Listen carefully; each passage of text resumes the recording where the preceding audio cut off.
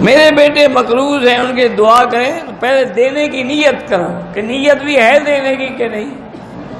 نیت ہی نہ ہو تو قرضہ کبھی نہیں اترے گا۔ ایک دفعہ ایک صحابی حضور کی خدمت میں آئے، حضور نے فرمایا کیا وجہ ہے کہ تم پریشان ہو؟ اس نے کہا حضور میرے اوپر قرضہ اتنا ہے جیسے پہاڑ ہو۔ اور ہمیں گھبرانے کی کیا ضرورت ہے؟ تم یہ دعا جو میں بتلا رہا ہوں یہ ہر نماز کے بعد پڑھا کرو۔ اللہم اکفنی بحلالک عن حرامک واغننی بفضلک عمن سواک، جتنا ہو سکے پڑھا کرو۔ چند دنوں کے بعد صحابی کہتے حضور نے فرمایا اگر پہاڑ کے برابر بھی قرضہ اتر جائے گا۔ انہوں نے کہا میں نے پڑھا چند دنوں میرے قرضے اتر گئے، تم بھی پڑھا کرو۔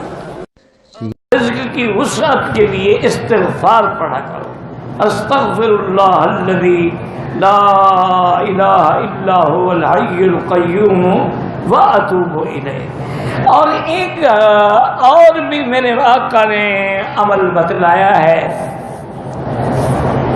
ایک صحابی نے آ کے کہا کہ حضور مجھے اس قدر غربت اور فقر نے گھیر لیا ہے،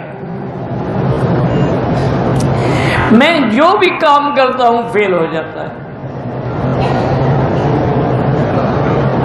تو حضور نے فرمایا ایسا کرو کہ جب تم دکان میں داخل ہو اور دروازہ کھولو تو وہاں کہا کرو السلام علیکم والصلاۃ والسلام علی رسول اللہ صلی اللہ علیہ وسلم، قل هو اللہ احد اللہ الصمد لم یلد ولم یولد ولم یکن له کفوا احد۔ یہ ایک دفعہ پڑھ لیا کرو۔ گھر میں جاؤ، دکان میں جاؤ، جب بند ہو، جب پہلی دفعہ داخل ہو تو یہ پڑھ۔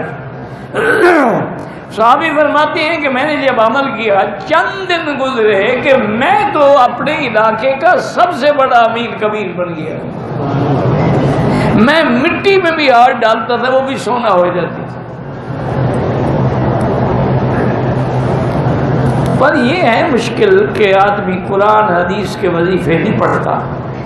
کوئی مکار پیر بتلا دینا کہ ایک ٹانگ پہ کھڑے ہو کے قبرستان میں یہ وظیفہ کرنا ہے اور آنکھیں بھی بند رکھنی ہیں، تمہیں بلائیں نظر آئیں گی، ڈرنا بھی نہیں ہے، میں جو تمہارے ساتھ ہوں، کسی کو کھڑا کر دو بلائیں اس کو ویسے بھی نظر آئیں گی۔